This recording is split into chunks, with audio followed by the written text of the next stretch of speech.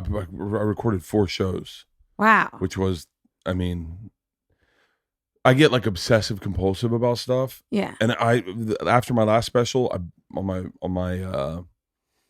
my secret time, I bombed on the first set. Yeah. And I was so fucking nervous about that happening, and then having all the pressure for one show that it started like fucking with my head. And I was like, and I reached out and I was like, how much to add another 2 shows? And they were like, oh, it's this much. And I was like, it's worth it for me. Yeah. And so I did that, and I ended up, the first show was a bomb. It wasn't a bomb, but it wasn't a bomb. The first show always sucks. It always sucks. And then the second show was fantastic. Yeah. But then knowing that I had a full day, like 2 other shows to record, I was so happy that I was like, got it. Well, how many shows did you record? I did 2, but the first one I felt, and the last special I did too, I felt the same way, where it was just like the first show, I don't know what the audience is quiet. You're like, what is this? They're polite. They notice if you flub a word. They're like, oh God, he's bombing on a special. And you're like, fuck. I finished this first show and I was like, well, I either have to nail it this next one or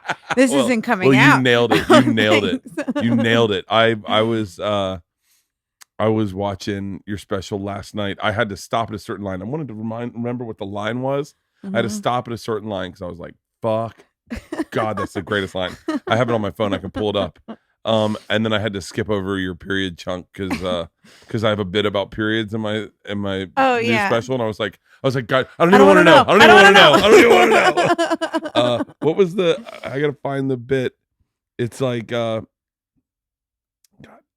Michelle Wolf. Oh, God damn it! It was one of the best lines I've heard. It was one of the best lines I've heard in the longest time, and I almost wrote it down. And then I was drinking last night. Sure, we all. Are you in the writing? How long ago did you shoot the special? I shot in the middle of August, and somehow I already have a new hour. God bless you. I don't know what I got in like a nice little pocket. This never happens for me. I got a nice little pocket. I have a new hour. Not all the jokes are there. I mean, there's definitely ones where you're like, well, that doesn't have an ending and it barely has a middle. I have the greatest joke right now. I have the greatest joke. It builds so good up to the one part, and then it just fizzles out into clearly Bert's homophobic. I had one fucking home run of a set at the store Tuesday, and I was like, yeah, I got it. And then I went to the store last night, and Seinfeld showed up and bumped everyone, and then I had to follow Seinfeld, and my fucking ego got in the way, and I'm like, I'm not gonna bomb after Seinfeld, right? Yeah. So I did material that I know works, and then I am in the middle of doing it, and my brain goes, did you leave your family to do this? Yeah. Or did you come here to write material? And then Yeah. I was like, I stopped, and I was like, all right, guys, he's out of the room. Yeah. And they're like, what? And I go, he's definitely like, I'm giving him time to walk out of the room and know that I'm funny. Yeah. I came here for a reason tonight. I do the exact same thing. It makes me so mad. You're friends with the fucking biggest names in comedy. The biggest names in comedy are in your fucking phone. How do you give a shit what Chris Rock or Dave Chappelle or Jon Stewart, anyone? How do you care what anyone thinks of your act? I still care. But there is a couple of times, like I've definitely bombed on shows that I've done with Dave, and he was like, and I think he appreciates that a little bit. You know, he's a real great white shark. Yeah. In that, like, he can just get. I really, honestly, I equivalate him to a great white shark. In that, just seeing him is pretty special. Yeah. And then, but seeing him on stage, he doesn't need to attack the cage. He can just swim around the boat sometimes, and you're still going, I don't give a fuck. That's a great white shark. Like I open for him. Normally when I open for him, I do try to do like good stuff that I know works. Like I'm not going to try out brand new things. Even though I might throw one or two, but like I opened for him on Broadway, and I remember, I felt like I ate it so hard. I remember looking out at the crowd and be like, oh, you're here to see a Broadway show. And I am doing, like, are you wearing pearls? I'm doing I did the period joke, and I'm like, oh, this theater has never heard this before. And so then I was like, he was like, how was it? And I was like, oh man, I haven't had one like that in a while. And he was like, no, it's Broadway. They're stuck up and whatever. And then he goes on and he just destroys. And I was like, well, it's not Broadway. I'm not going to spend the time talking about Chappelle. But I have to say, he came into the Dayton Funny Bone one time. I was getting paid, and he just walked in the room. And you know, in Dayton, for those that don't know, the way the desk was set up was that your back was to the door, so someone walked in, you didn't know who it was. But when you get paid at clubs, it's very private. They don't let the staff in. They always go, "Hey, everyone, clear out. We're going to pay him." Yeah. And he just walked in. I'm definitely not expecting Dave Chappelle. All I know is it's a black dude smoking a cigarette, and I'm like, the balls on this kitchen guy. And then he just was like, yeah, I have no material. And I was like, and it was like this real like leveling moment where I was like, oh, that's right. He's also just a comic. Yeah. Like he's not like, he also has to come up with the bit. I'm going through this. I don't know if it's depression. I'm sure it is what depression is, but I'm sure for someone who's depressed, it's so much more massive. Sebastian took it away from me last night. Because I haven't giggled. Two things. I said this I actually said this the other day. You're the first one that took it away. Okay. The opening joke of your special. I'm on the toilet. I get the text of, hey, here's a link. I click it. The opening joke of your special. You're opening your special so fucking good. Okay. I'm so excited that you did the way I like watching specials. Oh, thanks. Nothing. Just start the fucking show. I don't need anything. Tell me the first joke. I don't need to hear anything else. Yeah. It's so great. Thanks. I've been scrolling through comedy and not being able to discern why this guy at the Laugh Factory is struggling to get spots, and then why I am selling theaters. I can't. I've been having a hard time figuring out, because I'm like, it's a pretty good joke, or like, to be very accurate, why Joe List or Sam Morril or Mark Norman. I was just gonna say, as soon as you said that, I was like, those are my guys. And they write jokes that like I could only hope to write. Like where I wish I woke up like the way they do, with just material flying out. Why they're struggling to fill clubs, and then I'm doing theaters. The difference, I can't figure it out. And so I actually stopped watching comedy, and I heard Rogan say the other day, like, oh, I love comedy. I love laughing. And I'm like, that's so funny. I am actually pushing myself away from it because I can't figure out why Tom Segura is more famous than Ari. Like just saying like that. Like, right. I'm sure that right now someone's like, oh, well, Ari is a self-destructive human being who's ruined his own career on purpose in hopes that he can find something real in life.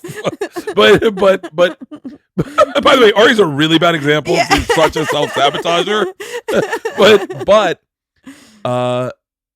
the very first person to get me out of that fun, I got your special, and I know I love you, and so I'm like, okay, that first joke got me made me laugh, and I went, whew. I was like, God damn it. I said, I'm getting chill. I'm thinking about it. I'm like, oh, that's right. Because every now and then you get a great joke. Yeah. Because it's not about, you got to write jokes all day long, and that's what everyone's doing. But every now and then you get a great joke. You did it, and I was like, all right. And then that night I had a great set. And I was like, yeah, I'm back in it. It was your special, that first joke you tell. And then last night, Sebastian had me pissing in the aisles. I have a newfound respect for Sebastian, but that first joke of yours was like, I was like, okay. Yeah, thanks. I'm really glad I that talked woman to Jesselnick complained about otters. I love Jesselnick too. I get this way. I get the same way though. With it's like, Sam Morril just shot himself, paid for and shot his own special, and hopefully someone buys it, or he'll put it up on YouTube and it helps him. But like, he's such a good comic. He's such a good joke writer. Like he's the guy I always text, like, have you ever heard something like this? There's like, what do you think about this? Like, and he's always like, good. Like he'll be honest about it too. He'll be like, no, I've heard that. And I'm like, no, it didn't feel hacky. And then, but like, let me do that real quick with you. My new material. Yeah. But they're all so good. And I just hope for them, like, that it's like, they have the patience for everyone else to catch up to them, because it's a shame that it hasn't happened already. But it's frustrating because I was with Mark. In Europe, and I'm looking at this joke he's telling. And I'm like, this is great. By the way, fuck. I just remembered a joke I told Mark. Have you ever heard this? You know, when you get in the shower, my daughter Isla was in the shower, and the curtain, you know, when the curtain comes in because the door's open, and it touches you, she goes, I feel like I'm getting molested by a ghost. I'll try that tonight. I haven't heard that one, no. But I'm looking at Mark and I'm going, what the fuck? Like, why isn't he's got 1 million views on this, but he's got 13,000 followers. Why isn't everyone why is it that you do something and people tether themselves to you, but then you do the exact same thing and people don't tether themselves to you? I can't figure it out. And I mean, I don't know if part of it, I mean, he has a podcast. He has, you know, like, I don't know. He puts out those clips on Instagram and people love it. I mean, you know, that you can see that he's getting the views. It's just like, I don't know. I don't know what it is. If it's just people aren't clicking in. I don't know. It's crazy. But then I look at your special and I go, so people are going to tether to this. It's so smart. Did you feel the push to lean away from like your initial grab of fans were all these like liberals, like fuck Trump, fuck this, fuck that. And I remember texting back and forth with people being like, hey, like, was when you first started blowing up, I was like, tell me. And they're like, dude, she's an amazing joke writer. Like, fuck all of the politics. She's just a great comic. She's like a legit top comic. And then all of a sudden, I remember the first time I was going to see you, work with you, was at the store, me and Segura, and we were texting. I'm like, I can't wait to see Michelle Wolf. And he's like, I know. And then we get there and they're like, oh, she actually is not going to do the spot. She's doing opening for Chappelle at the Hollywood Bowl tonight. And we were like, oh. Yeah, But did you feel when you did this, Howard? Did you feel that like, hey, I want to stay true to who I am, which is a woman, and you know, and all that, but I want to make sure that I'm like not, because that first joke, you literally go when they rape, and then you're like, you don't know me, like, yeah. And then I was like, that's a definite risk to those people that were like signed up for your Netflix show, and they're like, yes, yeah, abortion. Everyone needs one right now. Like, you know, yeah, it's a gamble. Well, my whole thing with like, especially with the Correspondence Dinner is like, I was hired to do a job. Yeah. And they were like, this is a roast. And I was like, okay, well, I knew as soon as they hired me, I was like, I'm not going to give you what you want. I'm going to do what I want to do, which is this. I wish I had your balls. I would have been like, well, what do you guys want? Do you want my shirt off? It comes off right now. I kept sending it to different people that are kind of like Washington, a little bit insiders. And they were like, this needs to be more about like people in the room, you know, a little more inside baseball. And I was like, that sounds very boring. But also I was like, that was the job I was hired to do. I can write jokes about any topic. Yeah. You give me a topic, I'll give you a half hour, you know? I think people were like, oh, she's political. And I was like, no, that was a job I had. Is that weird? Is that weird that you get hired? It's like you get hired for a job and then all of a sudden people go, so that's your thing? And you're like, no. I don't know. I don't know if there's like a real job equivalent to it, but it's like, the best I can think of is that like, we're like, if we were doctors, we'd be like general practitioners. And it's like, yeah, we can look at any part of the body, you know, like, but if you ask me to like, really great. That's a great analogy. You know, if you ask me to like specialize in something, I could probably get it done. Yeah. It's just I'm more holistic. But then I also, after the Correspondence Dinner, I had all these people that were like, yeah, she's going to go after Trump. She's like, all I want when I do my shows is for the people that became fans of mine for the Correspondence Dinner to convert to fans of my comedy, which is very different than what I did at the Correspondence Dinner. And I think I lose some of them. That's okay. It's okay to lose fans. Yeah. It really is. Like, I'm cool with losing the nasty ones. Yeah. Like, for a while, I was like, dude, a fan's a fan. Because you're in this feast or famine thing where you're like, a fan's a fan. I got to sell tickets. Yeah. And then you get to a place, not that I don't want to sell tickets to everyone, but you're like, oh, some of these are really bad people. Right. And they're not there. They were there for me when they thought, like, not to get political, but like, when they thought like I was some alt-right fucking lunatic. Because I'd say something that's a joke. Right. And people were like, yeah, this is my guy. And then they're like, and then I had to stop doing we did a podcast called Open Tabs. I had to stop doing it because it was getting political, and people were like, I'd go on things and they're like, so you don't like Antifa?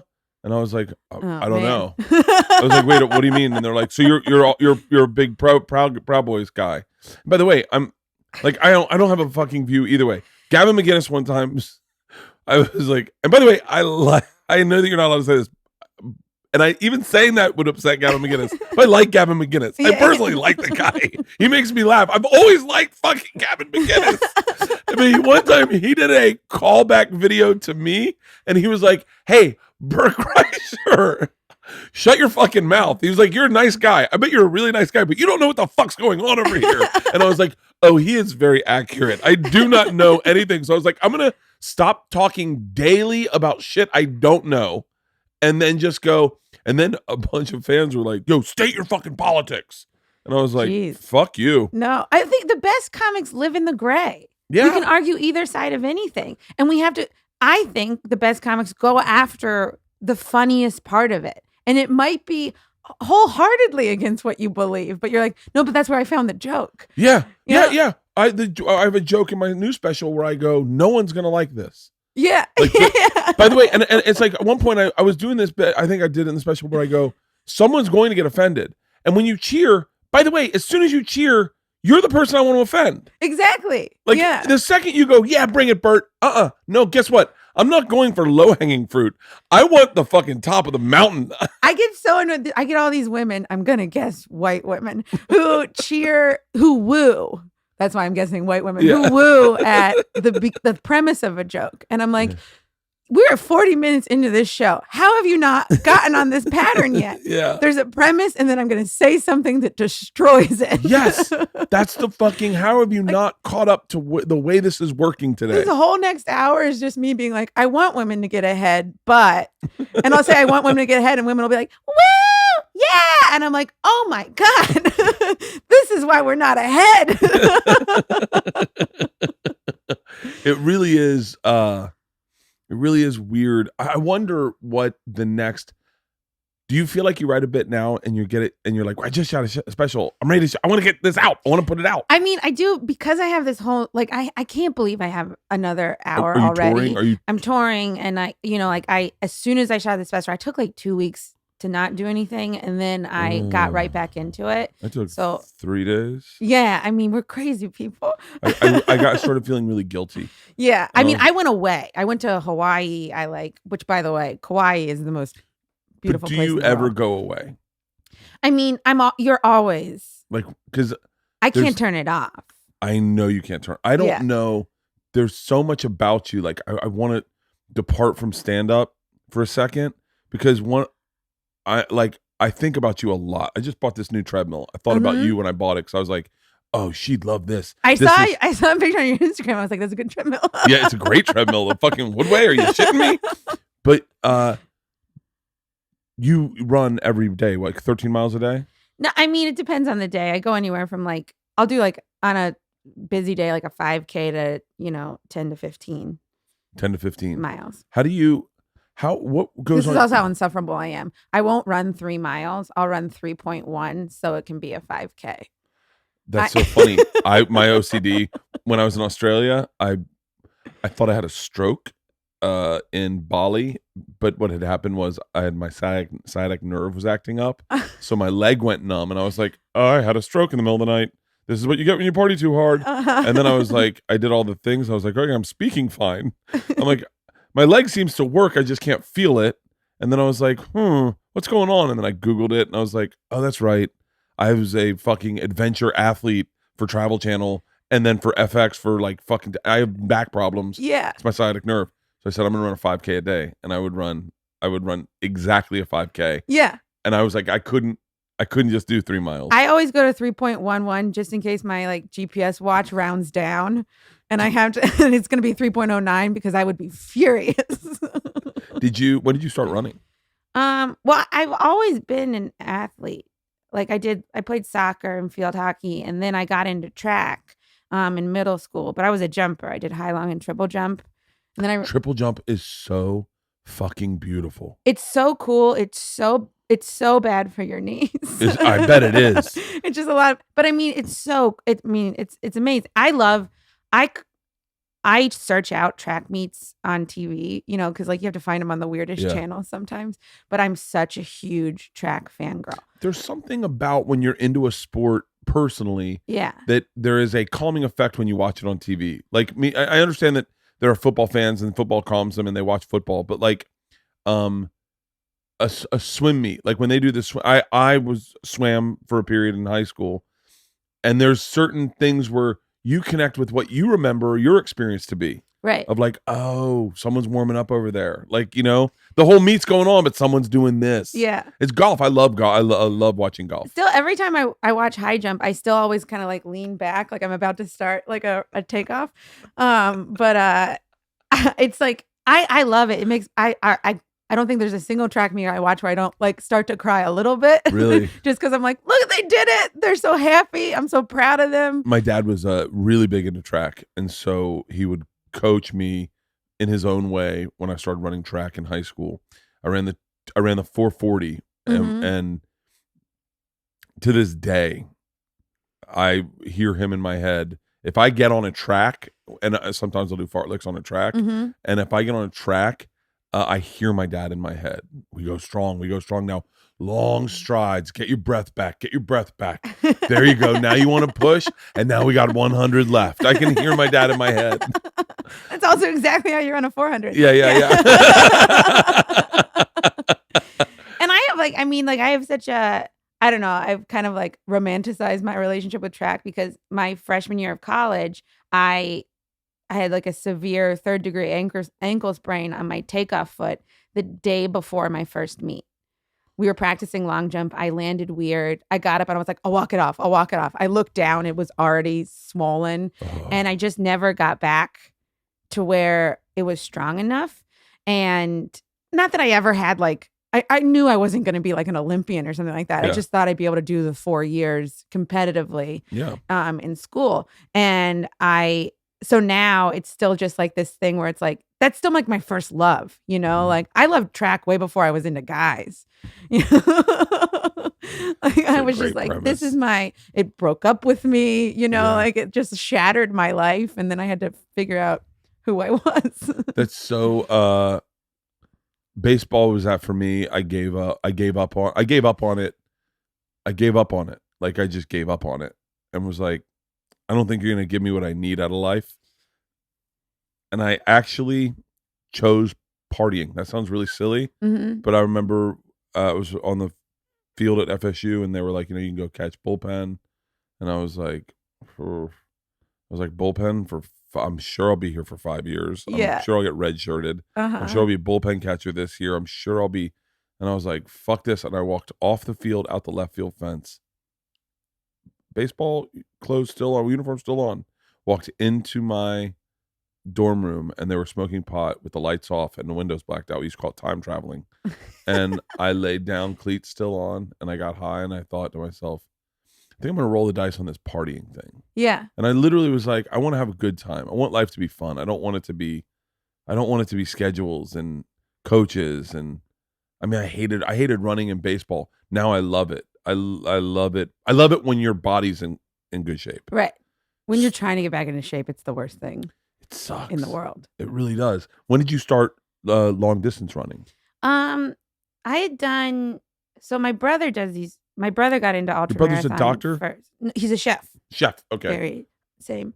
But I went out to, he lives in Arizona. He always like coordinate these weird. I almost tried to get you and Zach Bitter together. Do you know Zach Bitter? No. He just did Rogan yesterday or 2 days ago.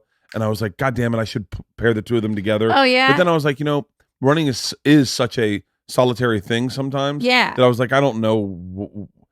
What am I setting them all up on a date? And he's like, and he's got a girlfriend. He's like, I'm good, Bert. I don't want to go run 12 miles in the hills with someone. I'm good. But I almost tried to. I do. Running is very like solitary for me. I don't really like to run with other people. Like if someone's like, there's been a couple times when I'm like trying to get someone into running, so I'll like offer to run with them then. Big J. But yeah, it's always Big J. I'm like, you gotta change out of the cargo shorts. You can keep the gloves, the Jay. jeans are gonna chafe. You gotta. Big J, by the way, great calves on that guy. Well, yeah. I mean, it's always because you always see them. No. Fat people always have great calves. Daniel Tosh told me that. Eddie Pence. What? Oh fuck! I wish I. God damn it! I think it's Eddie Pence. God, I'm so sorry. Eddie. He's married to Megan Mulrooney. They're comics.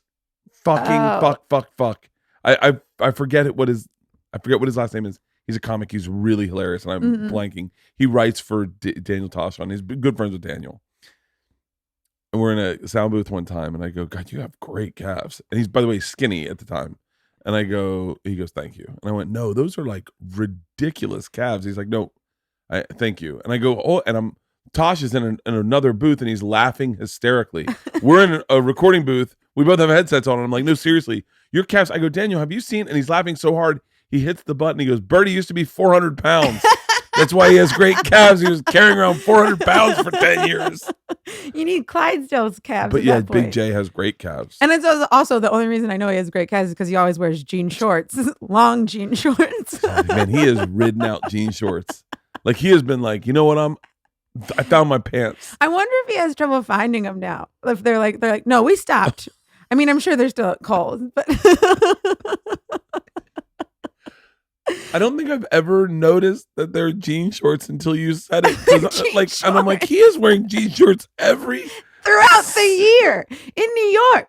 He's wearing jean shorts every fucking day. I never noticed it. There's something about Big J where he doesn't like even his gloves. It's like you can't commit to a pant. You can't commit to a full glove. This guy always has to have a little bit of something showing. He is such. Big J is my spirit animal. I love Big J. He so makes much. me giggle like a child. Some of his crowd work. He says he's looking at this kid who is Asian, and then he just goes, "So how are things at the dojo?" And it's just like stuff like that where you're like, who gets away with it? Oh. He's so great. He's my favorite person to giggle with. Like when you find something this is my favorite. I've told this probably years ago on this podcast. I met Big J, Kevin Hart, and Kurt Metzger all at the same time. And Kurt and Big J. Isn't that like a funny how different bodies can be combination? How different. What do you think they spoke about in a car ride to Philadelphia with Keith Robinson? That's what they. And so, well, hopefully they were all just making fun of Keith the whole time. Fuck. So Big J and Kurt had this cat, and Big J's chick was pregnant, and so that was all this fucking cat shit, and Big J hated this fucking cat, hated it, and Kurt would not get rid of it, and then they moved apart. They got in different apartments, and I'm fucking this story up, I'm sure, but it's gonna be better. And so I see them together. I go, hey Kurt, how's the cat? And he goes, oh, I let it go. And I went, huh? And Big J goes, yeah. And then he leaves. And Big J, can you believe that? He let it go. Like I want him to get rid of this cat for so fucking long. And then we move out. He just let it go. And I go, hold on, he let it go? Jay goes, yeah, he let it go. And I went, in New York City? He let a cat go in New York City? I go, what do you mean let it go? Big J goes, wait, how the fuck did he let it go? Like, did he put it out the door? And he's like, get away from me, you stupid cat. You dumb cat. It's over, cat. We could not stop laughing at Kurt Metzger letting a cat go. I let it go. Like it had wanted to leave the whole time. And then finally he's like, all right, you got your wish. The door's open. He's like, finally. Cat packs his shit up. I'm going to take a can for the road. Oh, we were laughing. Or he sat the cat down and he was like, hey, it's just not working out. It's not working out. It's not you, it's me. I think there was a third person. There was always more interactions and just the two of us. We can't do this. Oh, I fucking love Big J. Who doesn't run? But listen, I want to get back to running because I'm obsessed with. I see your videos. You don't do them as much anymore, but your posts about running. Yeah, and it's like you and Casey Neistat were the only people that I know that like really loved it. Yeah, I mean, so the first time I did anything kind of like in the ultra space was my brother was like, let's do the rim to rim to rim in the Grand Canyon. He had already done it a couple times. And that's when you go from the South Rim up to the North Rim, back to the South Rim in a day. And depending on which trail you take, it's either like 42 or 46 miles with 11,000 feet of elevation gain and loss. When do you leave? When do you go back to New York? Next Tuesday. Do you want to do a run this weekend? Where is it? Griffith Park. Yeah. Griffith Park. Yeah. I'm gonna set you up. I think I'm gonna do the 13, the half marathon. Okay. But there's a marathon in Griffith Park, and the elevation changes. I mean, it's crazy. Like the when I did that, it's really hard. So when you run, I'm sorry. And this wasn't necessarily a run either. Like you jog parts of it, but like there's ultra marathoners who train there who are running past you. So as badass as you think you might be doing for doing this, there's people that are passing you and you're like, well, I'm just a piece of shit. So did you train for it? Or obviously I'm always kind of in good enough shape. Yeah. It just depends. Like if I were actually to train for it, I could have been in better shape. Like the 50, I did a 50-mile race and I actually trained for that. And I was in like, I think really decent enough shape where I wasn't sore the next week. Oh, do you notice a difference in your body? Yeah. I mean, like anytime I'm running really long distances, I can feel like I actually feel like I lose muscle. But really? that like I'm just like thinner. But then I'll go back to doing like Pilates and stuff like that and get the muscles back. And yeah, because like when you're doing any of that long distance stuff, I don't try to run it for speed. I just try to finish. And a lot of that is that you're working off of, you're burning fat and muscle rather than, you have nothing left to burn. Yeah. So like, it just feels like you kind of like deteriorate a little bit. So when you do the rim to rim to rim, mm-hmm. you are starting and you go all the way to the bottom. You start at the South Rim. You go all the way to the bottom, you cross the river, and between the river and the bottom of the South Rim and where you start the ascent to the North Rim is 7 miles. The Grand Canyon is like, we all know it's big. Wait, you're about to tell me how big the Grand Canyon is? The thing it's 7 miles. 7 miles is that's more than... It's so long. Yeah. I would have been like, it's 2 miles wide, maybe. I thought it was 100 yards. Yeah, I was like it's a football field. Yeah, I literally was about to go, was there a bridge? Yeah. You cross a bridge and then you go for like 7 more miles. God dang. And it winds through in a way that like, it kind of looks, those old Nintendo racing games where it like would just like repeat the course, Yeah. And so you go up, you get to the North Rim, you go up to the top of that. You stop, you have like a sandwich. You go back down, and then you're going back through this winding through the canyon. And I remember this is when I knew I was going to love ultra stuff.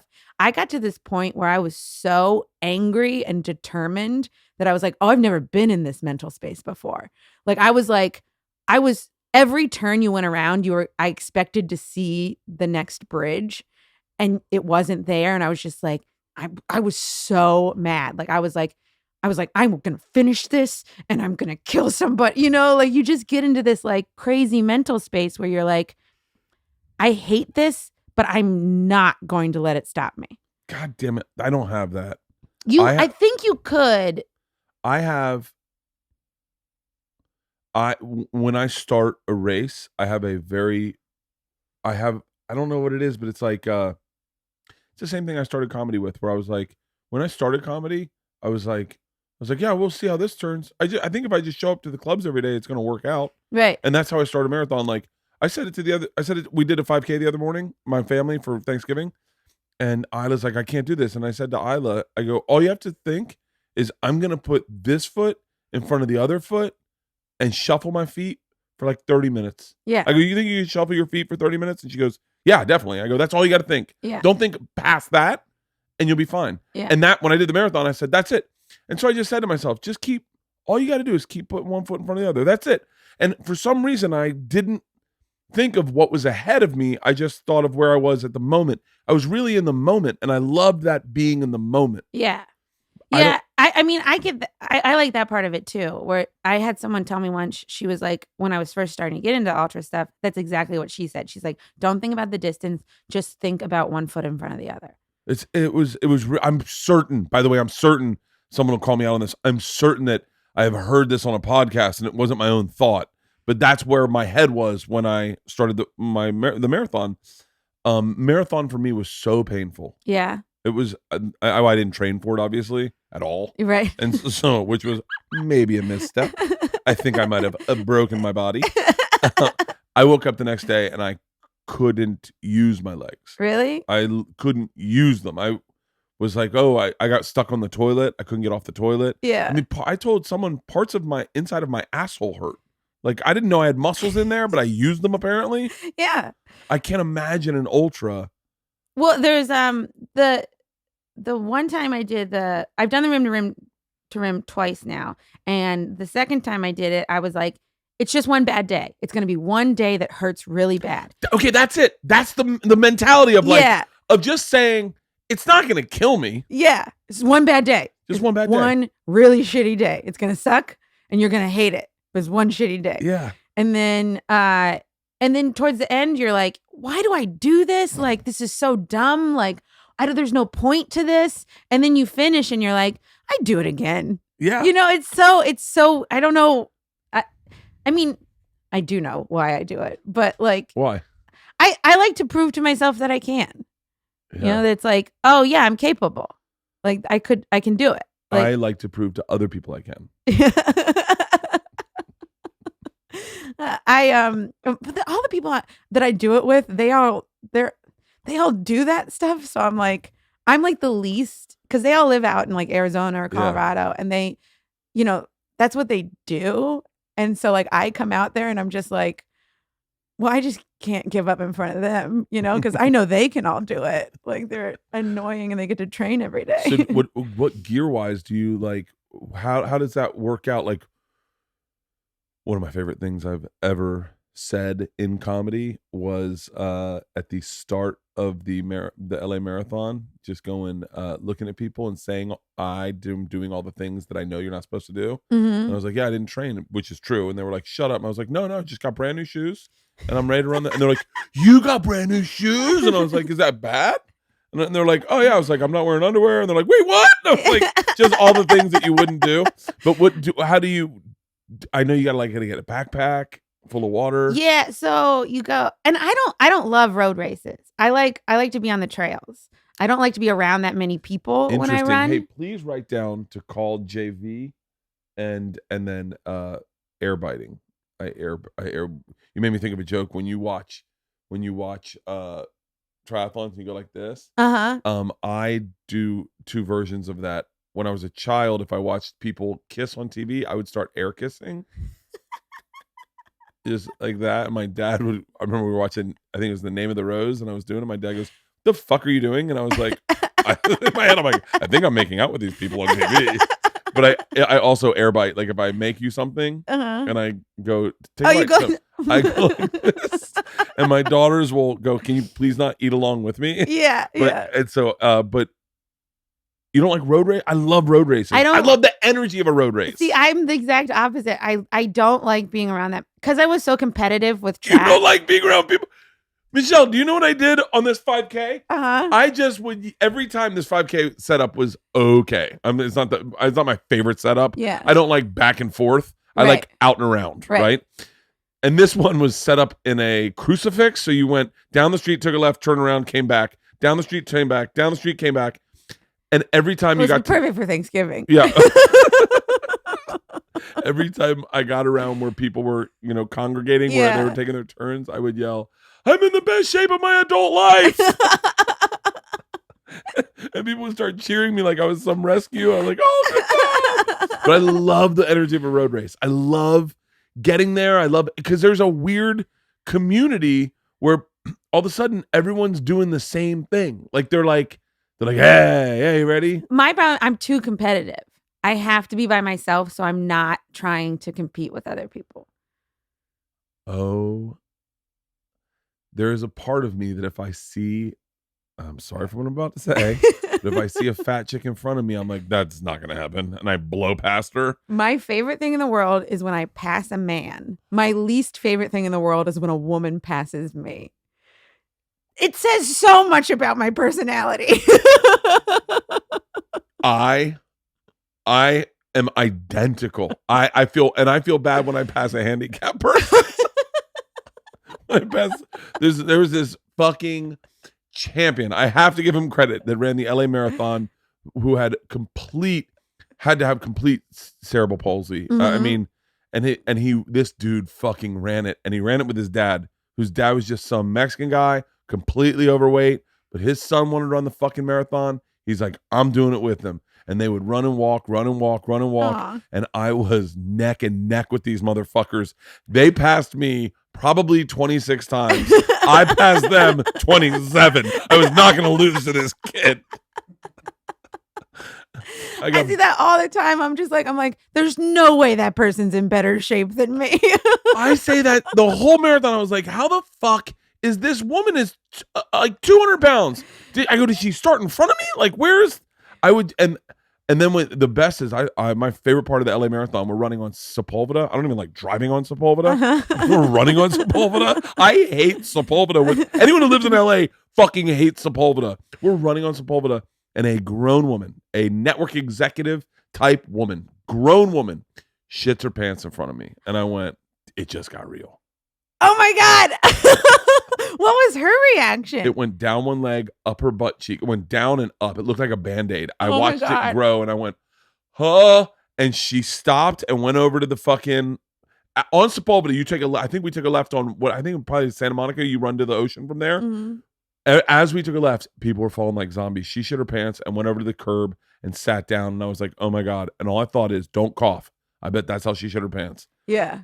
And everyone's calves start that's the moment where I realized. Is this an uphill? I don't know these roads. No, there's only uphill really in that race. Is my buddy JV has this great thing. I'm telling you, my buddy JV is a big runner. Yeah. But he's doing the Griffith Park thing this weekend. But the elevation was pretty tame on that. The only uphills were really at the very beginning in downtown LA. Yeah. And I just said to myself, just shuffle, get through. Well, you know, the world record it was just broken in Chicago. The women's world record in the marathon was broken in Chicago. But before that, Paula Radcliffe had it, and she shit her pants when she got the world record. What do you mean they were like... She stopped. She didn't shit her pants, actually. She stopped by the side of the road, took a shit. Oh, I thought they were like... She crossed finish line, like, you broke the world record. And she shit her pants. No. Oh my God. During the race, she stopped, took a shit, kept going, broke the world record. Dude, the funniest part of that fucking marathon is mile 1 at the bathrooms, the line of people that have to take shits. So long. And I'm like, you didn't do this at home? You Yeah. didn't plan this like a colonoscopy? Like, I didn't need anything. No, there's all these people like, I'm gonna fuel, and you're like, no, you're gonna poop. Yeah, you're out of your fucking mind. I went up there with my finger and pulled stuff out. That's so crazy. But a lot of when women, this is probably too much female information, but which I'm sure your listeners enjoy. Is a lot when you're running, a lot of those muscles that like hold your bladder and stuff like that, if you're working hard enough, they will let go and you will that's pee right. yourself. You don't have a dick. Yeah. Oh, that's so it's so funny. Can I tell you I didn't piss once during the LA Marathon? Yeah, that makes sense. Yeah, I didn't piss once. I was like... You're probably very dehydrated. I was very dehydrated. I was very, very dehydrated.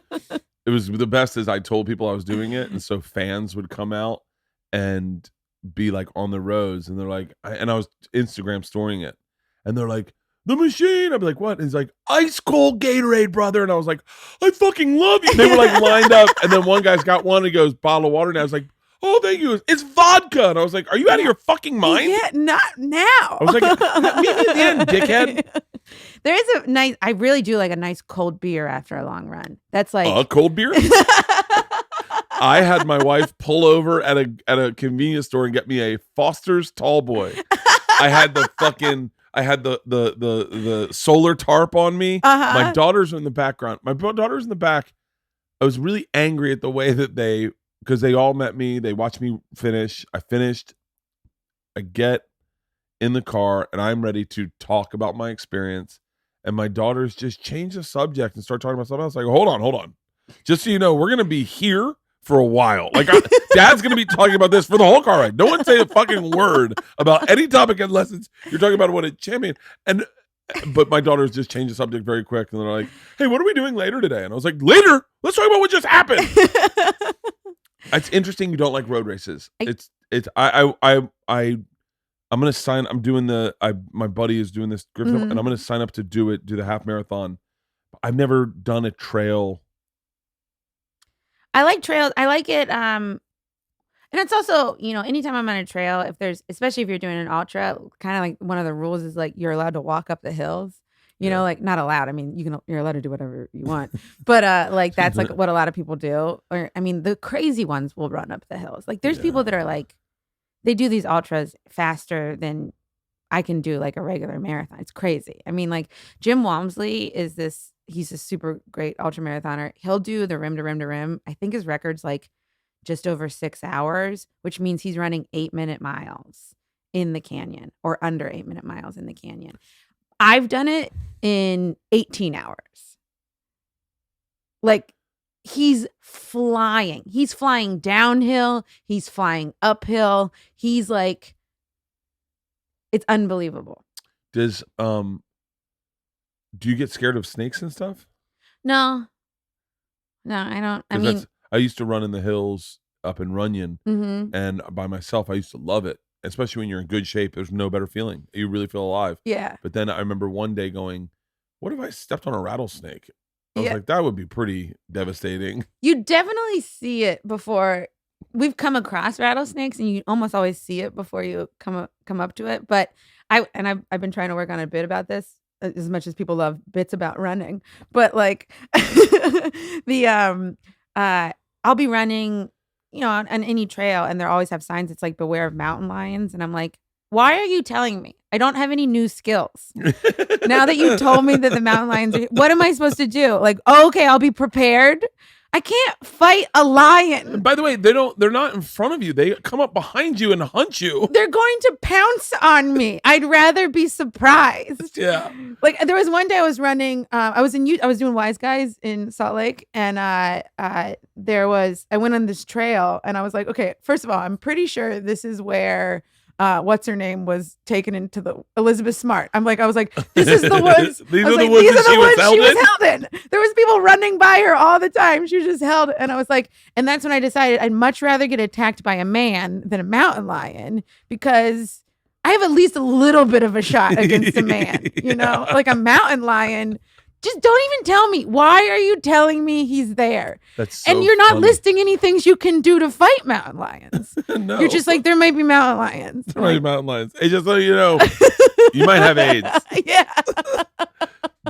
So when you go to a city, do you look for trails to run in? And by the way, I subscribe to Runner's World or whatever, and the cover article is today was, this needs to stop. More women get sexually harassed and assaulted and killed and murdered running than men, but it's like the numbers are astronomical. Yeah. But I mean, it's got to be scary. I want to run. God damn it. I'm so bad at this podcast because I do it like a conversation and I just interrupt people.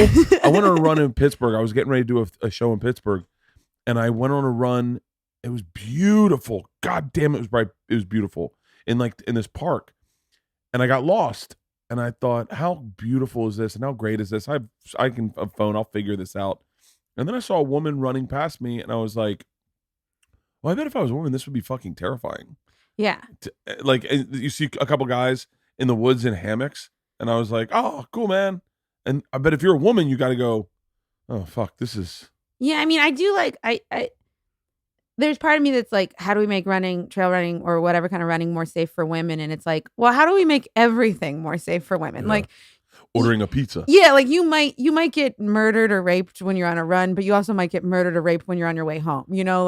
I'm not saying that makes it right in any capacity, but like you're always in a little bit of danger. So you always just have to be like, you have to be aware of it. Like I will I only run, especially when I'm on the road. I'll run during the day. I never tell people where I'm running. If I post a run, it's always after I'm back in my hotel. Oh, I thought you meant like I don't want them to find me. Oh, like no. You'll tell people where you're not going. You're not like, hey guys, going for a run. Yeah. Like, and I like I was in Cleveland. I got chased. I mean, I got a bit out of it, so it's okay. But but I was I took a wrong turn. I'm terrible with directions. I took a wrong turn and I was like in a place where I was like, this looks not like the right place to run. It like was like all run down, but there was like a couple CrossFit gyms and I was like, they're trying to make it like, like that. Oh, like, gentrification. Yeah. I was like, oh, it's like Gowanus, like, and, I remember, and I was looking at my map and I was like, okay, I don't have to turn around. And then Tom Papa texted me and he was like, because we talk about running too. And he was like, you run today? And I was like, I think I'm lost right now, but I'm headed back to the hotel. And then I put my phone back in the little pouch and I started running. And this guy started yelling at me and chasing me, like some like not safe looking white dude in a wife beater. Like yelling at me, I'm gonna fuck you. Like, that's what he's yelling? Yeah, and like I don't want to. Has he not heard of the Me Too movement I at mean, all? It's actually, to be fair, it was pre-Me Too. Oh. That guy, I'm sure, is woke now. Yeah. He's probably learned and listened. To be fair, this was pre-Me Too. To be fair, this was pre-Me Too. Cosby was still everyone's favorite guy, Oh. Ooh, that's good. But I don't want to give away the whole bit because I still want to do it in stand-up, but this guy in a construction truck stopped and he stopped the guy. And I remember I kept running up this hill to get back to like the main part of the city. Yeah. The main part of the deserted weekend Cleveland. And I called Dan Soder right after because he's like my hilarities. Yeah. Okay. I called Dan Soder, he's like my best friend, and I was like, Dan, a man just chased me, and he was like, yeah, but you're fine, right? And I was like, yeah, and he was like, okay, so go back to your hotel, don't run outside again this weekend, and you're fine. And I was like, you're right. So what are your favorite cities to work at, knowing that you like to run on the weekends? San Francisco. Because you can go up to Golden Gate Park and you can, I'll get like a half marathon in there every day. Hang on. Tell me this, because I never run outside. Really? I never do. Now at this point, I have a route in every major city. Sacramento, I won't run outside because I was just there recently and I got attacked by a dog. Again, much rather get attacked by a man than a dog. But I just had a bit I was trying to work a bit out last night about when I was a kid, getting attacked by a dog happened so much, and no one ever gets attacked by dogs anymore. And then here you are going, I got attacked by a dog. Yeah. I got attacked by a dog on a run in Alabama, and I had to climb up. I ran to a church and climbed up their sign on the outside where they're like, Jesus loves you. I had to climb on top of the sign until the dog got tired and went away. And then I got down and I was like, fuck, is he just waiting for me? I mean, it's terrifying. There's a path along. I always, anytime I'm in a city, I always look for the water because there's normally like a path along a river. And Columbus is a great run. I love that run. So there's an American River in Sacramento. I'm running on it, but it's like there's a pretty bad homeless population in Sacramento. Yeah. And a lot of these guys have pit bulls, homeless pit bulls that aren't the friendliest. So this guy, this really druggy homeless guy on a short bike, the bike I'm talking about. I do. Oh, wow. I saw him in Reno. Yeah. By the way, do not run on the river in Reno. I'll tell you that right now. Yeah. Guy goes, yeah, go run down there. If you take the whole run, I'll take you downtown. There's not much until downtown. We went. It is a homeless encampment. Oh, yeah. And I was like, who the fuck? Keep going. I'm sorry. And this was middle of the day. I mean, not like, it was like 2 p.m. And he was on a bike and he had his dog on a short leash. And I'm also sure that as soon as I said pit bull, people were like, it's not the breed's fault. No, I'm saying that because their face is made of muscles. Yeah. And it makes the story very different than it was like, he had a Labradoodle. And so it's all muscles. And okay, I won't say the breed, but you know the kind that they used to hang from ropes by their teeth in the hood? Yeah. You know the kind that DMX would put chains around their necks? I don't know what breed it is, but that breed? Yeah, the one that's not small and can sit on your lap easily in a plane. You remember the kind that used to play with toddlers and So he has this dog Libby on Cummings a short is losing leash. her mind right now. Keep going. Yeah.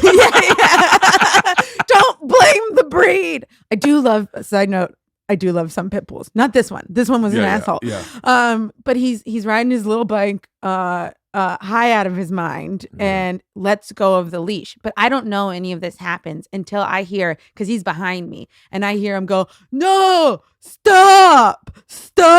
And I look behind me and there's this pit bull at my legs, growling, baring its teeth, and I froze. I was like, I don't know what to, I put my hands up here. I froze. And this guy was like, I was like, please come get your fucking dog. And this guy was moving at what I would best describe a heroin pace. And I was like, he was like, I'm coming. And I, like, first of all, I was so mad. I was like, give your dog some of this heroin. Yeah, Jesus Christ. You take it all for yourself? Like, just share it with this guy. He clearly has too much energy.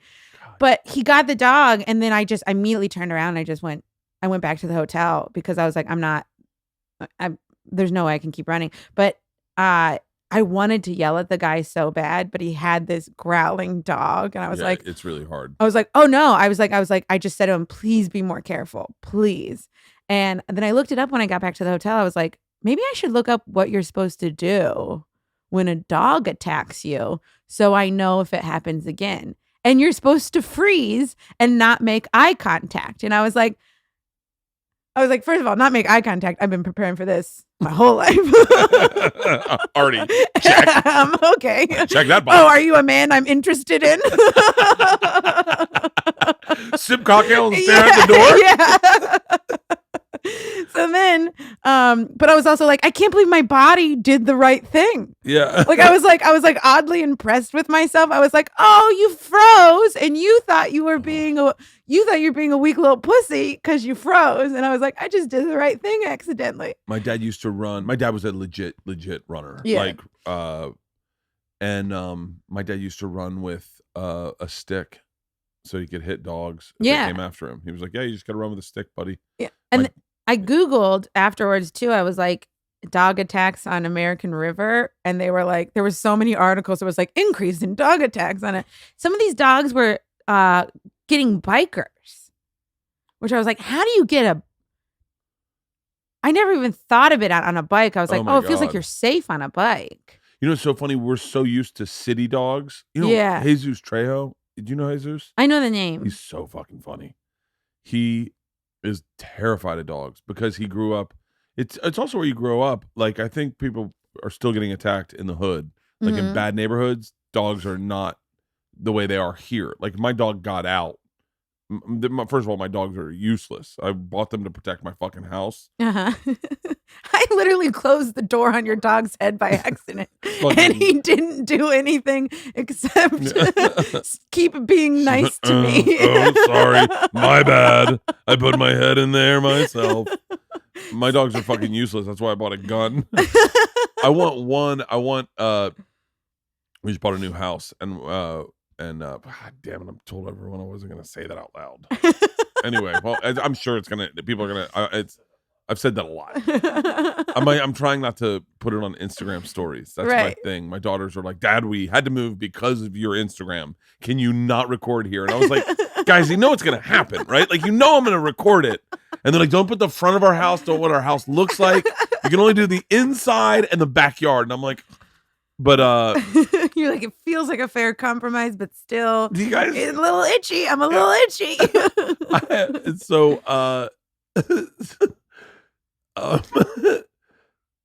My brain is all over the map. I want to get I want to add our dog. I want to add more. We just bought a new puppy, and fucking thing is, she's in the hospital. Fucking useless dog. She ate a fucking rock or something. Oh yeah. And so now got stuck in her stomach, and they had to take it out. Or she ate some. I don't know what she ate. Some twigs. I know, we're all hungry, Yeah. Fucking dumbass dog. They're all cost me a ton of money. But I would love dogs to protect my house, but the risk is they also attack people that come to your house. Yeah. Yeah. I mean, like I love dogs. I've had a bad history with them. Like I had a piano teacher when I was young. So like I lived in like a suburban neighborhood, and like up the hill was this woman who taught piano, and she had this dog, Pasha, who used to attack me, and she would do nothing about it. I'd be like, "Hey, can you please get your dog away from me?" And she'd be like, "No, dog is fine." Like she was like, like I don't even like. I'm terrible with accents, but I don't know. She's definitely foreign, and so I had to start. My mom bought dog treats. We did not have a dog. My mom bought dog treats for me to take to piano lessons so that I could throw the treat to the dog, and then the dog would run and get it, and I could go into the house. Fucking, I love a good workaround. I mean, like, my mom was like, well, you're going to keep taking piano lessons. She's cheap. I don't have to drive you there. We're going to figure out this dog situation. That is... My sister was attacked by a dog, or by our dog. Our dog was on heartworm medicine. My daughters do not have a healthy fear of dogs, which is disarming. My wife doesn't have a healthy respect for dogs. Like when my daughters were babies, if they saw a dog, they would just go right up to his face and love on it. And I'd be like, no, right, you don't do that. And my wife's like, it's fine. I'm like, no, it's not. You don't know this dog. Yeah, and I also have a problem with, like, I talked to my therapist about this, but my wife is disrespectful of most people with our dogs because she doesn't have a fear of dogs. So like if she's on a leash and Priscilla starts to pull her to a man that's maybe like a Mexican guy that's cleaning up yards, she'll take the dog over to meet the guy. And what my wife doesn't know is that the majority of Mexicans have been attacked by dogs. Right. Apparently this is, and by the way, this is a stereotype I just came up with stats I haven't researched, but dog. You said it and I was like, yeah.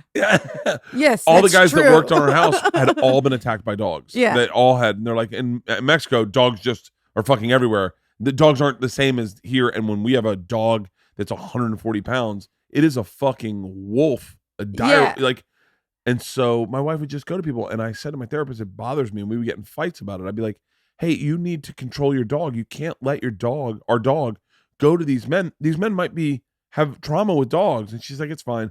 My therapist was like, it's because she's a woman, and she has always felt helpless. Now she's got the big dick, and she gets to go, hey, asshole, look what I got. And I was like, oh, maybe that's it. I don't know. Yeah. I had to get rid of that therapist. I mean, there's a lot in like the male female power structure right now that I feel like kind of I think it's a lot of reasons why you see a lot of women on Twitter saying, this is what you're allowed to say, this is not what you're allowed to say, like I'm getting you in trouble, because it's like I'm not going to say for the first time, but like you have a sense of power. You're like, oh, I can take people down, I can tell them what to do, I can make the rules. And it's like, oh yeah, it is crazy. That is kind of what's going on. Is like, did you see there's this guy wrote, cop got a coffee Starbucks that had pig on it. Did you see that? I saw it. I didn't read the story. So the cop this is, by the way, what I love about the internet. Guy gets a coffee, writes, girl at Starbucks writes pig on it. He's a cop. He grabs the first stone and throws it. Posts it on the internet. Fuck Starbucks. This is how they treat officers, men in blue.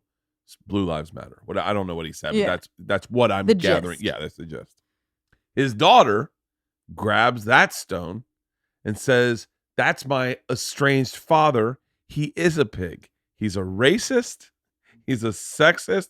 He's misogynistic. And he's a cop. This is what's wrong with our country. Fuck that guy. Then the internet all start grabbing rocks and go, I'm sorry. is your dad a racist or are you a racist? And start posting screen grabs of her dropping N-bombs all over the fucking place. And then we're all in glass houses. And then the person who said that to her, someone grabs a rock and goes, I'm sorry, what about the time you posted the N-word? And I'm like, shut the fuck up. I am watching this going down, all because that's why I don't put out tweets. That like I won't put out a tweet that has anything political in it, because I go, I live in a glass house. I perform in a glass house. I do not want any rocks thrown at me. Oh, I really only tweet for the most part now, like promoting stuff, because I'm like, it's too much. Like, if you want to see me tell jokes, come see me, but don't, like, I'm not going to do it here. First of all, I don't want to waste it anymore. But also, it's too easy to take it out of context. I'll tell you the joke I almost tweeted today. I almost tweeted this. I wrote it last night, and I was having a cigar. I watched some of your special, and then I was like, you had a joke. I can't remember the joke. I'll find it. But it made me turn yours off and go, I got to start writing more. It was such a great fucking line. Oh, thanks. Such a great fucking line. So I sit down and I start writing, and I go, I hope that one day they tether social media to a background check for gun control. Because I guarantee you there are a lot of people that would not be able to get guns based on what they posted. Yeah. And they should. And I was like, I'm going to post that. And then I was like, whoa. What are you really going to say? I'm now about to question all of your social media activities, everyone on social media. And I want to tie it to the most volatile topic in the country. And I want to be the first one to bring this up. I was like, fuck that. If I want to say it, I'll say it on my podcast. I'll say it on stage, and then I'll walk away from it. Fucking, it's sketchy out there. It really is. Like, you just have to, the crazy thing to me about social media is it's all stuff we're putting out there. So it is voluntary, but then it's also like, no, but you took it in the wrong way. I also will never post anything that's not a joke. Like I mean, I promote stuff, but like I keep it like, I don't post serious stuff because I'm like, I don't want people to get into a thing where they're like, well, when do we think she's serious and when do we think she's kidding? I'm like, you should always assume I'm kidding. Yeah. You should never take anything I say seriously. That's a really great, more people need that. Yeah. I don't like, I try not to, like, whatever it is, even if it's a serious thing, I try to frame it in a joke, you know, like, just so you know, it's like, no, she's still making jokes. That's what she does. I don't want anyone to get confused about what I'm doing. Someone asked me once, they go, well, how do we know when you're not kidding? I was like, if I'm ever not kidding, I would say, hey, I'm not kidding right now. This is not a joke. This is for real. And then after I say this line, I'd say whatever it was and be like, okay, now back to joking. That's the only serious part. Like, but it's so dumb. You can't flip back and forth. I think it's too. There's a lot of comedians that's all they do. Yeah. It's media's changed so much. Obviously, we couldn't do we couldn't do this the way that when I started the business, you know, you would never talk like this. Mm-hmm. You'd go in and you'd have an act and you'd bring it in and everything was about. And so I think there were things that were like a little. If you said something, people always knew it was a joke. Like, you know, like you could get away with the fact that you were doing radio, and so there was no long form conversation. Nowadays, it's so weird because obviously the whole point of this, us sitting down, is just so that people giggle enough so that they watch your special. Right. That's it. Yeah. And adversely, that they go, oh God, this is why I love Bert. Is that was a great conversation with Michelle. I didn't know that about running and trail running, and hey, maybe I'm gonna, and then they go, you know what, better yet, I might go see Bert live. That's my ulterior motive. Of course. Is to mention some tour dates on the Birdie Boy World Tour. Yeah. And so, but it does get convoluted in that with long form conversation, people do go, wait, all Mexicans get attacked by dogs, Bert? Were you kidding or not? And I'm like, I don't know. I'm a fucking idiot. Right. Don't ever take anything. I'm never going to run for president. Yeah. I always like, don't ever take anything I say seriously. Yeah. Don't. Just assume I'm joking. Even when I'm serious, don't. Like, even when I say I have flip-flopped on so many things. Yeah. I don't really have a point. My only point at the end of the day is to come up with an idea that's somewhat humorous. Yeah, exactly. Like, it's so weird to be like, especially in jokes in general, when people get mad at stuff and they're like, I can't believe you think that way. And I'm like, in a joke. Yeah. You don't know how I actually think. Like, this is just the joke I wrote. Yeah. Like, or this is my point of view right now. Like, Yeah. people want you to have the right point of view when in reality, it's like, no, I'm showing you how points of view, this is my point of view right now. It might be the wrong one to have, but it's the one I have right now. Yeah. I'm not saying this is the way anyone should live, but just let me have this point of view and let's see how it evolves. Stop like trying to make me think like you. It's so boring that way. One of the things I respect, my buddy killed himself, right? Mm-hmm. One of the things I had to come to terms with and respect about his suicide was he was a man that made a decision. And one of his, and he would, what you just said, he would say all the time. He would go, allow me to grow. Allow me, like Janine Garofalo said something one time. I don't know what the fuck she said. I don't know what she said. Maybe she said she was a vegetarian. She was never going to eat meat. And he lost his fucking mind. And he was like, no, you're not allowed to do that. You're not allowed to do that. You should never do that. Like, he, obviously these are all the things now we look up and like, that's why he killed himself. But like, he was like, you got to be able to grow. Like, why would you ever say that? Why would you ever say that? And it's true. Is like, you got to let people, especially an artist. Dude, I look at that set list from Comfortably Dumb. Mm-hmm. I am somewhat embarrassed of it, where I go, what was I doing? And then there's some things where I go, that's where that was the direction of where I was going. Right. I wish I kept going in that direction. But everyone wants to hold everyone to what they're saying right now and then say that's why they're a bad person. And then the crazy thing is that when they look back at old tweets and they're like, look at what they said. And it's like, first of all, can we just say what Twitter used to be?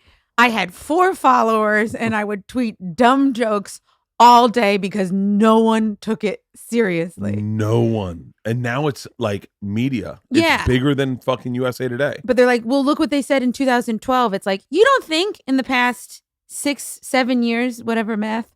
that was what's fun. By the way, I would hope that Shane Gillis is comfortable enough with me making a joke about him. I think he is. I'm sure he is. But that's what my favorite part of the Shane Gillis part was, that he was like, they're like, he said these horrible words, and they were like, yeah, but it was a while ago, and they're like, it was like 3 months ago. Like if it was a baby, it would not have many skills yet. And I know Shane was like, I just uploaded it last week. It's still a fresh bit I'm working on. But that's my thing about all this stuff is like, you don't know where people are in their bits. Like, especially like if it gets recorded at a show or wherever it is, it's like, you don't know what things are going to turn into, like having that conversation could have turned into him saying, look, I'm too dumb to eat in Chinatown. Like that could have been where it went, but we'll never know because it's like, the Louis thing. The thing that really upset me, I was actually thinking about this morning, is no one will know. No one who is critical of comedy, when I understand that you can be critical of art, you definitely can, and I embrace criticism. I hope I've been criticized. I was criticized. I'll say the person only because I respect him, but I was criticized by Neil Brennan after I got off stage. He kind of picked apart one of my jokes. I could have been like, what a cunt. That's classic Neil. Yeah, well, it is. Yeah.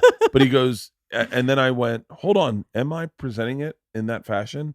And if I am, if Neil's noticing it, I'm sure there's people in the audience noticing it. And if they're like, critical thinking is awesome. Yeah. I embrace it. Not all the time, but I embrace it because I need to hear your point. I had a blowjob joke about my wife. I tried the sensitive approach where you slide it in her mouth while she's sleeping, and this woman just got outraged.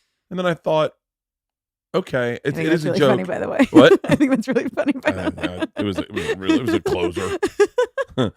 No, you're dreaming. You're snorkeling in the Keys. When I sleep with your mouth closed. Look at my nose breather. By the way, I can't believe I missed my wife grinds her teeth joke.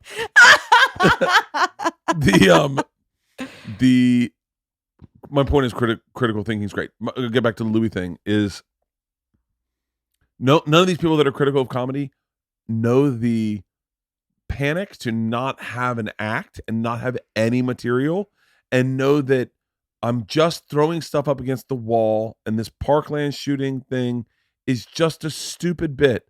But now that you have criticized it this early in its birth, I can't get the opportunity to let it grow into something that wasn't that initial stupid thing. Right. Like, you don't know. And it's one of the things that frustrates me so much about people that go after comedy is like, you don't know how hard it is to write jokes. Like, some jokes people work on for years, decades. Yeah. Like, you know, like that. And there is that panic after you tape a special where you're like, I'm never going to write a joke again. I have nothing. I'm empty. And then all of a sudden you get one, you get two, it starts rolling, you know, like, hopefully. But I'm still always scared the last joke I wrote is going to be the last joke I'll ever write. Yeah. And but with bits, it's like it takes so long, especially with heavy topics, things that are harder. It takes so long to get to the thing that's actually really funny. You might have to say it hundreds of times before you even find out what that thing is. And in the meantime, you might come off as cruel or homophobic or whatever it is, but you're like, I'm not those things, first of all. But also, let me figure it out. You're part of the process. You, by coming to the audience, you have agreed to be part of the process. You might hear something that totally bombs and doesn't work, but I needed to know that. Yeah. I needed to say it out loud. There was no other way for me to figure this out. And you know what bothers me the most is that people also forget that sometimes saying the most inappropriate thing in the world is what makes you laugh. Exactly. Like, and you can't deny that. Well, it's the thing where it's like a lot of times people think, you know, the thing that they hear makes them upset might be the exact thing that someone else needed to hear that had the same experience as you. You know, like you're saying that woman who was getting mad about the sliding your penis in her, whatever. Yeah. I'm butchering your own joke. But there might be one woman that makes it upset, but there might be another woman who's like, I needed to hear that. That helps me. That makes me laugh. That's what I needed to hear. Like, everyone thinks that the way that they process pain or emotion or laughter is the way everyone does it. Yeah. When that's completely untrue. It's completely untrue. And it's also, you know, like, what makes me laugh is very different than what I always feel like we as comics have a little bit of a heightened sense of humor. Yeah. So we will see the diamond, like, we can sense. There's a difference between, God damn it, Bert, just say your fucking point. I see Travel Channel hosts who don't know anything about food, but they'll reiterate what they've seen chefs say. Right. Like, you get the crunch of the sandwich with the splash of the tomato, and you're like, you're just reiterating. That's what a lot of comedy fans are, is they're just reiterating. No, I love when you get edgy. I love it. Like, you don't know what edgy is. Right. For me, edgy is, I remember you'd hear comics go, I love comics that take chances. And I remember David Tell go, all the guys that think they're taking chances are not taking chances. No. Guys who take chances don't notice they're taking chances. Yeah. And yeah. I remember Colin Quinn go, if you think you're a dick joke, I'm going to fuck his thing up. It was about dick jokes. Uh-huh. It was the funniest.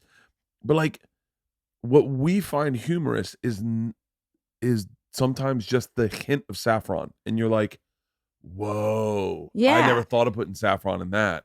Yeah. It's so much more nuanced than they sometimes allow it to be. And also, I just, like, I don't think there's any problem with, like, I say all the time, I was like, don't bring your baggage into my joke. You might have laughed the whole show, and then I talk about one subject that's sensitive to you, and all of a sudden you're like, how dare you? Yeah. And it's like, you don't think there was people in the room that thought that exact same thing about a different joke in the set? Like, you might not love every joke I tell. There's plenty of people that hate some of the jokes I tell. But, like, I'm not here to satisfy your particular needs. I'm here to try to make as many people as possible laugh who like my sense of humor. You might not like my sense of humor. And I don't know why that's, like, it gets so, like, critically panned when people are like, this joke is bad, that joke is bad. No, it wasn't for you. Yeah. That's it. Yeah. And it's, it's what I find really interesting and is all those people that, a lot of my friends who have said that exact same thing were then all outraged by Hannah Gadsby. And I was like, I was like, guys, I thought we had all said if Well, you I don't will like say, it, turn it off. My problem with Hannah special was that she went after comedy in a way where I was like, well, that's not what comedy is. Yeah. Well, I look, I had problems with her special as well. Yeah. I give her every right to say it. What? Every right to say it. Oh yeah, and then, by the way, I had problems with parts of it, but then there's parts of it that I liked a lot. And then there's parts of it. There's one of the jokes in there is not one of my favorite jokes, but it's a joke I think about where she goes, "When I was a kid, I knew more facts about unicorns than I did about lesbians." She was like, "Unicorns aren't real; they don't have any facts." And I was like, "That's a great joke. It's a great joke." Yeah. But my problem is I embrace all types of comedy, so I get a kick out of it. Yeah. Like I even get the kind that comes after straight white men, which is Hannah Gadsby. I want to hear it. I want to hear it as a comedy fan. I want to hear it, right? Because I definitely want to hear your side of the fence. I want to know what you're saying. Yeah. I'm gonna at the end of the day, if you go, hey, you got $25 to spend on a ticket, where is it going? It's probably going to Bill Burr, right? Yeah. But like that's what I like. Yeah, I mean, like I've heard plenty of jokes made about women that I'm like, oh, I don't like that. It does not mean I did not have a great time at the show. Yeah. Like, I mean, like, and also, I don't know. I love jokes. I love a good joke. I love when someone starts something and then it goes in a place where I never even saw it coming. And it even makes me sometimes furious when it's like, that was there for all of us. Are you at the store tonight? No. What are you doing tonight? I just have a bunch of podcasts, so I wasn't going to do anything. Just go to the store tonight. I might come by. Fucking, you got to see Sebastian. So the joke I was just talking about though in particular is like from Burr's last special where he's talking about technology and how he's driving and like they used to only have an airbag for the driver and so you'd crash and then you'd go, my whole family. Just have an airbag for the driver. One of my favorite things in the world is to show someone comedy. Like shows, especially people that don't like comedy or don't get comedy, to bring it to them. I do it to my daughters all the time. My two favorite ones was I went golfing in Pebble Beach with my dad the day Burr's special dropped, and I played Bill Burr's special for my dad in the hotel room, and my dad is crying, laughing, and he's like, "Who the fuck is this guy? Who the fuck?" And I'm like, "Oh, this is one of my friends." He's like, "You know him?" And I was like, "Oh yeah." I texted Bill. I go, my dad is crying watching your special. And Bill's like, best comment ever. The other one, I played Mitch Hedberg for my daughters in the car the other night. I'm like, I got a little buzz. I'm on my phone. We do this thing where whoever gets, all our phones are tethered to the car. So we used to call Isla DJ Ibe because she would always make sure her phone was tethered first and she'd play the worst fucking music and it would make us insane. Right now she's playing Peppa Pig. Oh God. And she'll just and you don't know that she's got her phone to the thing. Yeah. So we get in the car and I get in there first. It's Thanksgiving and I play Mitch Hedberg. And he says he has this corn on the cob joke. Do you know that joke? He goes, I don't know why they call it corn corn on the cob. That's how it comes. On the cob. And he goes, if my arm fell off, you wouldn't call my arm Mitch. And then when he put it back on, oh, it's Mitch altogether. Isla is crying, laughing. She goes, who is this guy? George is in the back, straight face. She goes, is he just high? And I went, yeah. Yeah. She goes, so he does drugs? I go, not anymore. She's like, what? I go, he's dead. And he's like, how did he die? Is that a drug overdose?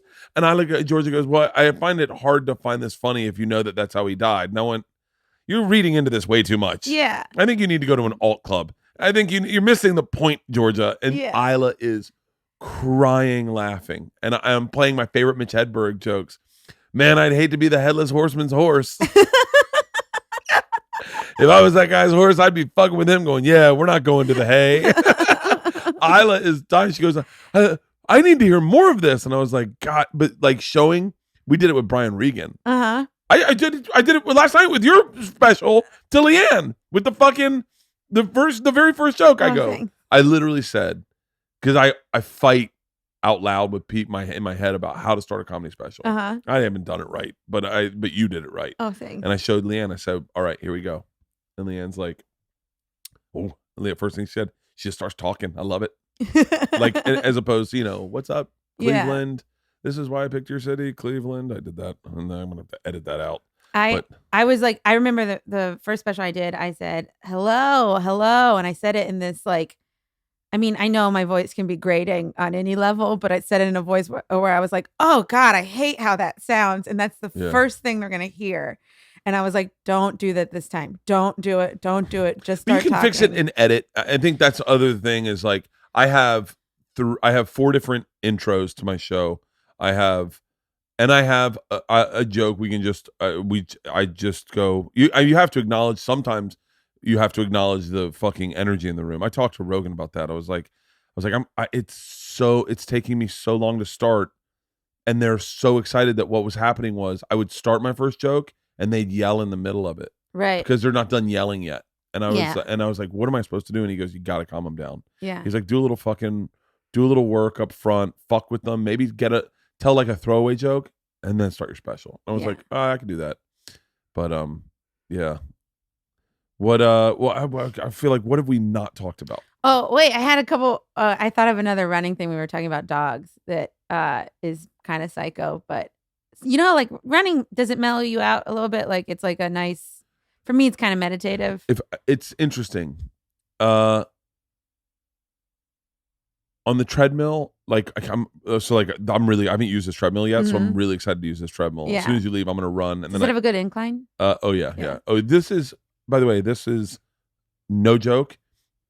I have always loved treadmill running. I've always enjoyed a treadmill. Mm-hmm. I don't know why, personally, but it's something about having all my shit here. I'm gonna write this down. My hardest part about running outside is FOMO. Oh, so like tweets or like whatever. No, my family. Oh. Like when I go for a run, I go, what are they doing? That's why you don't have a family. That's a good call. It's easy to do an ultra marathon when you got no one. Well, I wonder if nothing's happening at my apartment right now. I can't. If I go for a run, like I went for a run in Australia, beautiful fucking run right by the Sydney Opera House. Oh man! And I start the run. My family's in bed. Start the run, and I'm like way out, and I get a text from my wife, and she says, "Hey, we're getting on a boat. We're gonna go over to this fair, this carnival." And I'm like, "Motherfucker, this is my biggest fear." So I have a hard time. Like if I run outside, it has to be at like 4 a.m, 5 a.m, or it has to be at night when the girls are asleep, or if the girls are at school, I can do it. But even still, I'll text my wife going, "What are you doing?" I have hardcore FOMO when I run outside. I can't run in Hawaii. Like when we go to Hawaii, I'm afraid I'm going to miss out. Like I can run to a party. That's one of the things I can do is like say everyone's like, "Hey, we're meeting up at our friend's house at like 7." I go, "Okay, cool. I'm going to run there." And so I'll as they pack the house up, and I can run faster because I want to get there. Yeah. But being on a treadmill, I don't feel like I'm missing out because I can stop it, go in, go, "What's going on in here? Everyone good?" Yeah. And then get back on the treadmill. I don't know what we were talking about. I was saying it was like meditative or like what it is for you. Sometimes when I run outside, my wife is a weirdo, but she's put a bunch of thoughts in my head. Source energy is like, I'm really big about source energy and finding the thing that creates more energy inside you, and outdoors and beautiful mornings, steam coming off a tree, sun coming through leaves. If I'm outdoors in the park, especially right after it rained, I get so much source energy that I'm filled up for the day, and I'm like, it's like I don't even need coffee. Yeah. And so I'll do that, like hikes. I love taking a hike up in Fryman. I love that, but it's not meditative. My dad used to get to a place where his brain would click over, and he could just run for miles, and it was like he was meditating. Yeah.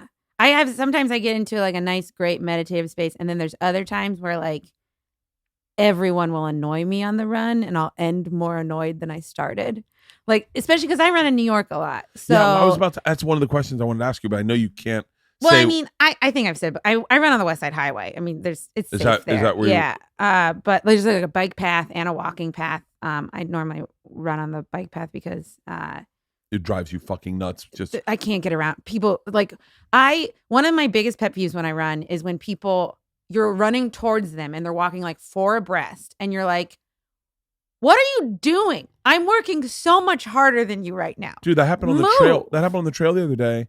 I'm running. I was on Fryman. I will walk apart, and then once you get to a certain part, it's kind of not level. It's uphill, but it's not steep enough. Yeah. When I was really fat, I'd walk it, but now that I'm not as fat, I run it.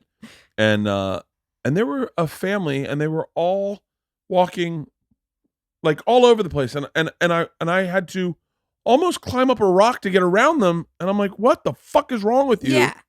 It makes me so. I'm like, this isn't your path.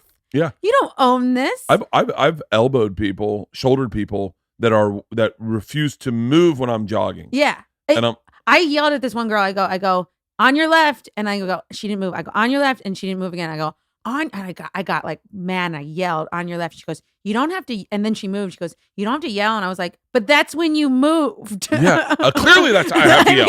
Actually, that's all I should have done. I wanted to stop and give her a lecture. Like. I get like those are times when I'm like, oh man, you might have a little more anger. Like you gotta maybe cool out a little bit. The thing you do to relax is making you this angry. Yeah, I don't know.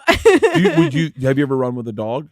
No, but when I'm running and there's dogs and people have their leashes out, I'm like, pull your dog in. You're gonna clothesline me. Do not start me. By the way, we're not done with dogs. When you see those leashes that are 20 feet long and you're on a hike and they're just letting their dog run fucking scat shot all over the place, I don't think that's the right word. Whatever, fucking it works. Scat, and I'm like, so am I gonna double dutch over your dog leash? Yeah, it drives me crazy. I'm like, pull in your dog. Yeah, I real, and I also will say this for the record: if I'm on a trail and your dog is off leash, and I say this mostly for my hikes, your dog is off leash.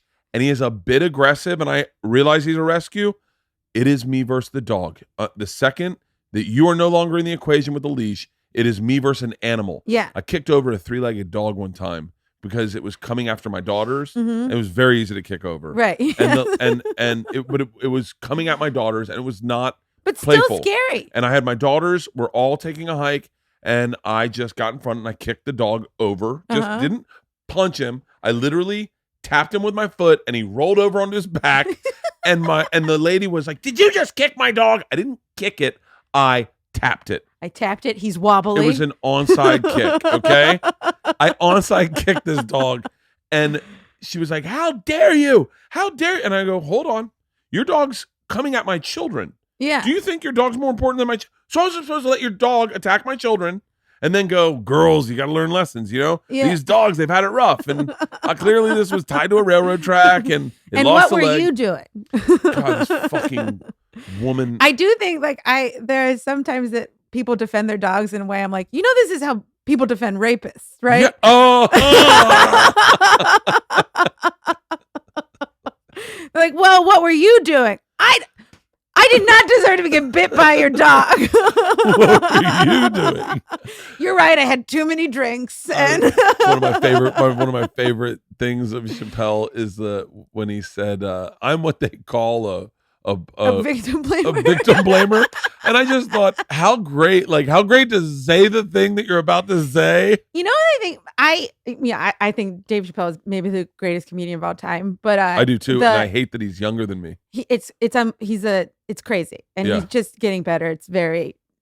I mean, I think we're just. I'd cancel my tour, that is pretty much sold out. I'd cancel it to go tour with him. I'd be like, yes, I got an opportunity. It is just because I would love to have his brain look at what I'm doing and tell me where I'm being lazy or my ego's getting involved, and that doesn't need to flex that way, and you can do it different this way. Yeah. I'd love. He's one of the most fun people. I mean, he's super fun to be on the road with, but it's also the set he did for the last special, I've seen variations of it so many times, and there's still jokes that make me laugh. Like there's still like things I've seen dozens of times that I'm like, that's still, I will laugh out loud. Kicker in the pussy is my favorite joke I've ever heard. It's by the way, it is It is. He told that joke before I was doing Secret Time, and I thought to myself, I don't have a kicker in the pussy joke. Yeah. I don't have that. Yeah. And I was like, I think in order to be a great comic, you need a kicker in the pussy joke. Yeah. And I was impressed. So I did my Netflix special a little differently than everyone else in that I realized the algorithm, and so I just front loaded it. And no one was doing it that way at the time. Everyone was just doing an hour. Yeah. And I was like, I remember D'Elia was the one that changed my mind. The Netflix told me that, and then D'Elia, I was backstage and he goes, "Hey, congrats on the special." And I was like, "Yeah." And I was like, "Thanks." And he was like, "Just giving you a heads up, they don't watch past 30 minutes." And I went, "Really?" And he's like, "Yeah." He was like, I have jokes at my end of my special that I could still tell on the road. They just stop at 30. Really? And I went, interesting. Yeah. And so I changed my special and I put my closer at 23 minutes. That's the way I did that special. And then I started looking at Chappelle's special, and I was like, that kicker in the pussy joke's my favorite special. And I was like, if I got a great joke, I'm leading with it. Yeah. And so I got what I would argue, and I'm no Chappelle, but my kicker in the pussy joke, I go, I'm starting this fucking, I'm gonna say something, I'm gonna say another thing, and then I'm starting this fucking joke 2 minutes and 30 seconds in. Yeah. This is going to because you look at great comics and the way they structure things or the way they look at the art form, and you go, if kicker in the pussy joke, I stopped it and started fist bumping. I was like, fuck yeah. Oh God. And then I was like, I'm starting a special over. And I started it over. It's one of my favorite jokes ever. Yeah. And I said, and I can tell you the short list of jokes that I love. And sometimes maybe it's because of the placement where I go, you got me with the special, you know? Jesselnick's joke about, did he call you a cunt? No? Well, then he didn't hear it from me. Like, oh yeah, that's such a God. Great. And your fucking joke, I'm telling you, and I don't know if it's because you open with it, but I literally was on the toilet going, yes, comedy's back for me. I'm giggling. Oh, that makes me so happy. And then the special, the joke that I turned your special off at, and I was like, oh, I need to work harder. I don't know what it is. I got to find out what joke it is. I'll text it to you. Okay. Yeah, I mean, God, I love comedy so much. I love it more. I said to myself yesterday, I said, do you think surfers love surfing as much as I love comedy? I actually think they might be the only ones because like they're the ones that are like they're chasing a wave, you know, like they're chasing the next thing. Kelly Slater. Which I think that's what we're doing. We're chasing the next thing. I'm chasing the next great joke. Yeah. And I feel like I got it on that last special, and now that it's gone and I have to let it go, it is like a wave. Yeah. You're like, fuck. Yeah. I saw Kelly Slater talk about a wave that he didn't catch, and he has it framed in his house.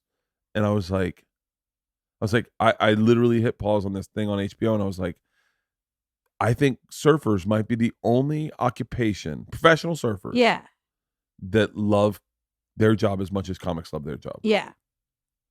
I think you're right. And it's also like there's so many times when I don't watch a ton of specials. I like to see people live so much more. I'd love to see someone working out something rather than see the finished product. Like if I were to be lucky enough to see Eddie Murphy, if Eddie Murphy does a special. You're going to. And first of all, you're going to. You know you're going to be on the short list of people that they call to go, hey, Eddie's working on a special. Can you come out and tour with him for a little bit? You know that's going to happen. I mean, I would love if that were the case. I have no idea. It'll be you and Neil and fucking Mark Norman. But he, like, if I'm sure the final special is going to be great, but like, I want to see the middle. I want to see, I want to see it several times throughout to be like, because that's what I love. I love like, that's where that joke was. That's where it went to. That's where it's at now. Like, dude, I got to tell you, and I can't stop obsessing about this Sebastian joke. He told it last night.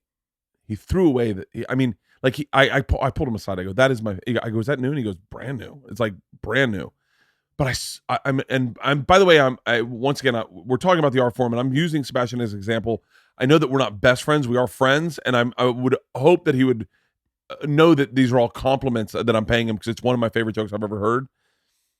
He threw away the setup. He threw it away, and it didn't hit to them the way it hit to me. What he said, I'm going to tell you after this, and you're going to go, first of all, you're going to go, shut the fuck up. I can't wait to hear it. And then he bailed on it. He bailed on the bit. Like it wasn't working. The way I bail on a bit, which I know when I do it, I start talking fast, I start running through it, and I start saying a lot of things, and I stutter, and then I go, this bit's over, and I bail on it. He bailed on the bit. And I went, I'm watching him work out a bit that I already find to be fucking gold. Yeah.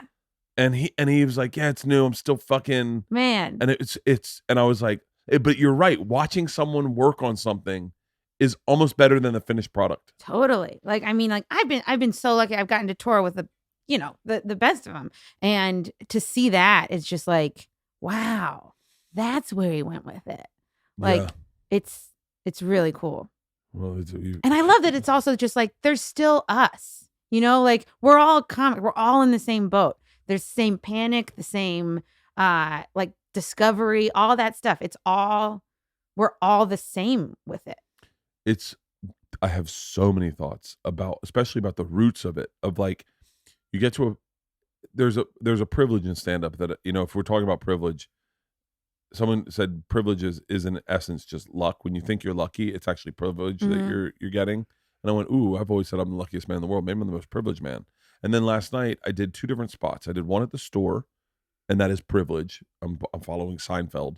And then I did one at the Ha Ha Cafe, and it was very, very different energies, but it is the same art form. And I went, I was like, this is crazy. Like at the store, you can throw out a little bit of something and it gets a huge reply. At the Ha Ha, they're just like, it's 11 o'clock at night. We just came here to get drunk. We're supporting a friend. But knowing it's the same art form, I literally was like, I was almost going to text people and go, because I'm at the Ha Ha again tonight. I'm at the store, and then I'm going over to the Ha Ha. And I was like, I might text some friends to go, hey, do you want to, remember the thing we do to sold out rooms? Do you want to see what it's like in front of 17? Yeah. Because that was how I started. Right. And you're like, wait, this is how I started making, like, I'm just making burgers right now. I understand that I make bigger things right now, but I'm going back to making burgers, and I forgot how to make burgers. Yeah.